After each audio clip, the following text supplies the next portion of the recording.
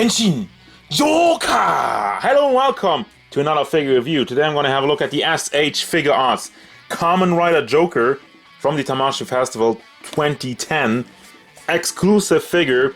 I'm guessing it was also web exclusive because they usually also have that in the store, but it doesn't matter.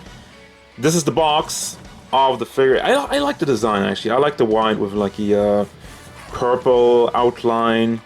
You got a nice logo on the side, another picture of, well, more like a silhouette of Joker. And that's it. The rest of it is just a white box. This is another AmiAmi special story because I found this guy in the pre-owned section. I gotta tell you guys, it's really worth it to check AmiAmi's pre-owned section because they really have good stuff, limited stuff, exclusive stuff, always at a good price and always at a good quality. I mean, for me, for my experiences personally, I haven't had anything bad come out of it. So, first of all, have a look at the size of Joker. I'm going to continue to say it like that. 15 centimeters, 6 inches to the top of his head. Overall Payne detail, I mean, first of all, he is black all throughout it, so there's not really that much, not really any shading going on because you can't really put shading on black, obviously. You have a nice metallic, I'd say a crown or whatever you wanna call this one. Nice metallic antenna. The eyes, I love what they did here. I mean, you got the same thing for all the Kamen Riders. It has see-through plastic with this texturing under there. Looks really good from the side and just like moving it around, and you can see the effect of like how distorted it gets over there when you turn them around. For the rest of it, the head is very nicely molded. You got all this detail going on all throughout it, and that's really what I like about Kamen Rider in general. There's always so much detail in the armor. That's why it's way ahead in the design look than, for example, Power Rangers or Super Sentai or whatever you want to call it. Got even some more molded detail in the neck going on, and this looks so nice on the chest. And once again, this is molded. This is not just painted on. No, you can feel that. You got stripe going down and more armor. And what is that? Is that dirt? I mean, it looks kind of like lightning going down there. That looks cool, but probably not intentional. Back also, still, I mean, he looks completely armored all throughout it. The stripes going on in the shoulder and also the purple in the shoulder pads. Some more molded detail around the wrist. Looks super nice. Can also bring this around. Down to the transformation device of your Kamen Rider Joker or whatever he wants to transform himself into. I mean, he has different forms. That's the Kamen Riders. They have more than one shape or form. But yeah, rest of the detail, once again, molded detail in there.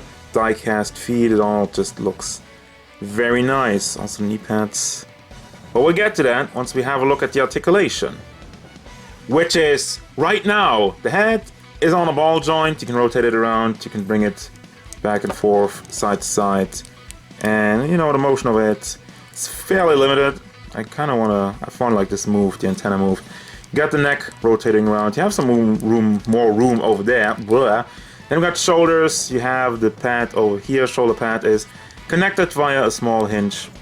And it's connected directly to the shoulder, so you can't take this off without it looking awkward. Just saying. I mean, you wouldn't want to take this off. That's not really part of it. Then we got the shoulder itself, which is pegged into the torso, and you have this black piece over here to hide all the articulation. You have super great motion. I mean, look at how nice you can bring it forward, it goes back, and it goes up all the way because you got the big hinge. In the shoulder itself, it's not getting blocked by the shoulder pad. Then we have a bicep swivel, double hinged elbow, which, oh my god, you have a big gap over here though. Then the fist is on a ball joint, you can bring that around, back and forth. Actually has a very, very nice range of motion. Now at the torso, we have immediately a big gap. Once you bring him back, that's unfortunate. Doesn't really go forward at all. Just like, that's it. Torso articulation's pretty bad. Can bring him around. Not really because of how he's molded. You can't really slide that. You can't really slide the chest pieces over the torso because it's all rectangular. It moves side to side and it's not really great. Now let's see down at the torso over here. Yeah, it's a bit better. I feel like, yeah, you can bring it side to side. Forward a little bit, back a little bit. It's not super great overall. if you bend them all the way. You know, you don't really get much out of it. As far as the legs go, it's classic SH Figuarts. You have the hinge in here so you can pull the leg out. You get super articulation. Leg goes up, out to the side, and it doesn't really go back because usually butt molds are blocking that, and you can rotate it around up there at the thigh. And still, if you tuck it back in, you still get some good motion. It looks very nice, the conversion over here, I think also. Props for that. You have a knee pad on the double hinged knees, which covers it up as best as it can.